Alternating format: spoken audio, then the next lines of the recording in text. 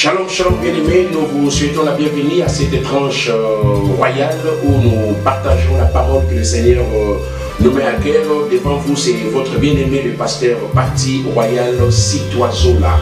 Je suis le fils du révérend Roland Dallot et je dirige notre église extension du centre missionnaire Philadelphie, ici dans la ville portuaire des Baumes. Alors, nous voulons partager avec vous cette pensée que nous trouvons dans la Bible. Je vous invite à l'ouvrir si vous l'avez avec nous, dans le livre de Josué chapitre 13, verset 1er. Juste un verset que nous allons lire, et c'est ce verset que nous allons méditer ensemble. Josué chapitre 13, verset 1er. Écoutons ce que dit la Bible. Josué était vieux, avancé en âge. L'Éternel lui dit alors, tu es devenu vieux, tu es avancé en âge, et le pays qui te reste à soumettre est très grand. Si je peux encore répondre à la lecture, Josué était devenu vieux, avancé en âge. L'Éternel lui dit alors, tu es devenu vieux, tu es avancé en âge, et le pays qui te reste à soumettre est très grand. S'il faut donner un thème à cette pensée, à ce partage, nous allons dire les dieux des maximums. Les dieux des maximums. Le Dieu qui vise à ce que nous puissions atteindre les maximums. Parler du maximum, c'est parler de la limite qui est supérieure.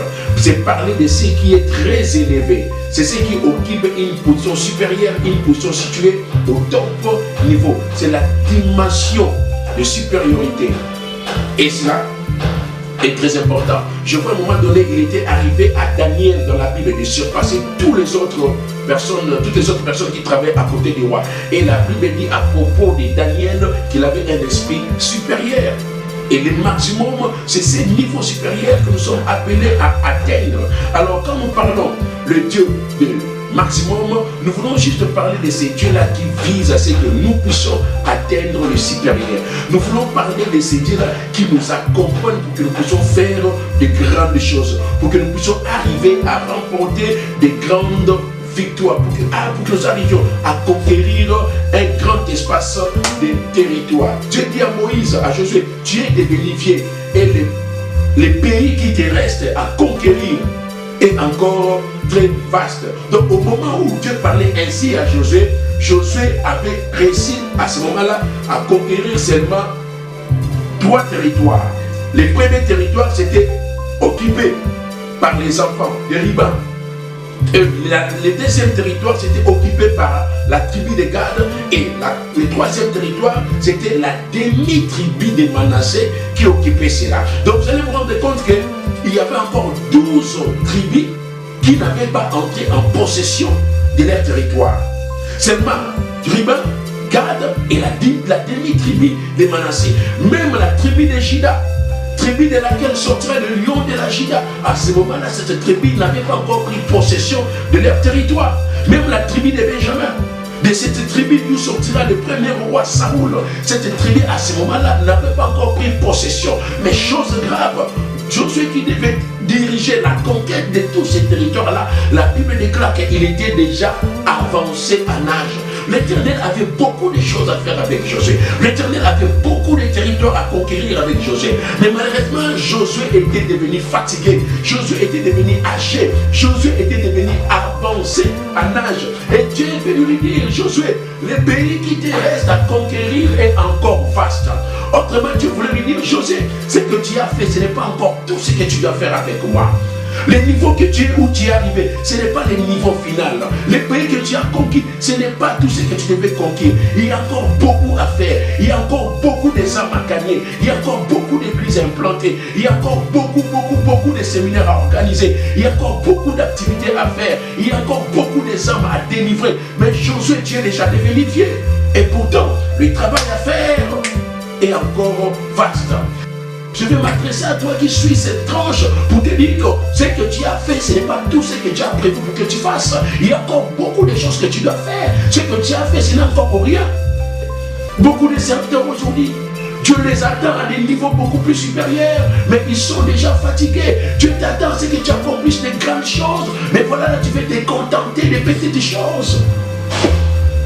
Le maximum de Dieu doit être atteint. Vous savez, quand Dieu parle de maximum, le maximum de Dieu a plusieurs caractéristiques. Mais il faut des temps, nous allons un peu quelques-unes de ces caractéristiques. Dans le maximum de Dieu, Dieu vise à ce que nous puissions atteindre même les débordements, qui est plus que la plénitude. David a dit ceci, tu réduis ma tête et ma coupe déborde. La coupe ne peut pas être à moitié pleine. La coupe ne peut pas être vide. Elle doit déborder. Et c'est ça ce que Dieu également attend de nous. Quand Dieu travaille avec nous, il veut voir la coupe déborder. Il veut nous voir avec la capacité de contenir le liquide que nous avons. Nous sommes appelés à être débordés. Josué, tu es devenu vieux. Il y a encore beaucoup de choses à faire. Il y a encore des livres à publier. Tu n'as publié qu'un seul livre, tu crois que tu arrives au top. Mais quand tu vois cela, il dit que regarde-moi cet homme. J'attends ce qu'il arrive qu'il atteigne le niveau de publier 500 livres. Mais il n'a fait que 2 livres et il croit arriver au top. Dieu des fois regrette. Ce matin, je vais inviter quelqu'un à continuer encore. Je vais dire à quelqu'un ce que tu as fait. Ce n'est pas tout ce que tu dois faire.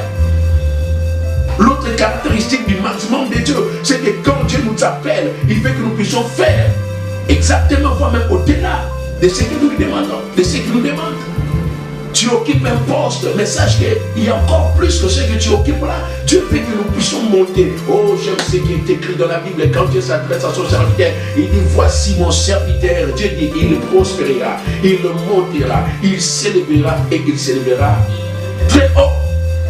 Dieu veut nous voir au top. Dieu veut nous voir être élevé. Même dans tes affaires, tu fais le business, oui. Tu vas être velouf, tu crois que c'est tout. Non, non, non, non, non, non, non, non, non, non, non. Dieu ne t'attend pas seulement à te limiter au niveau de l'eau. Dieu t'attend aussi à commencer à faire le Dubaï. Et quand tu feras Dubaï, ce n'est pas encore tout. Dieu commencera à t'attendre à ce que tu puisses encore aller au-delà. Dieu veut que tu puisses aller au-delà. Ne te limite pas au niveau où tu es. Je suis venu pour te pousser, pour te dire il y a encore mieux à faire, il y a encore plus loin. Le plus loin existe. Tu peux encore aller plus loin. Même en réalité pour nous dans les ministères. Ce que nous avons fait, nous croyons que c'est tout ce que nous devons faire. Mais Dieu sait qu'il a mis en nous des capacités pour pouvoir faire des grandes choses et au-delà. Au-delà. Au-delà. J'aime beaucoup ce que Dieu avait dit à Élie. Élie était en train de dire dans 1 Roi chapitre 19 verset 4, il dit ça, c'est Seigneur, prends mon âme. Il se coucha et s'endormit sous un genêt. Dieu viendra lui dire, lève-toi mon fils, lève-toi mon serviteur, car le chemin est trop long pour toi. Je vais annoncer à toi qui suis ces messages pour te dire que le chemin est encore trop long pour toi.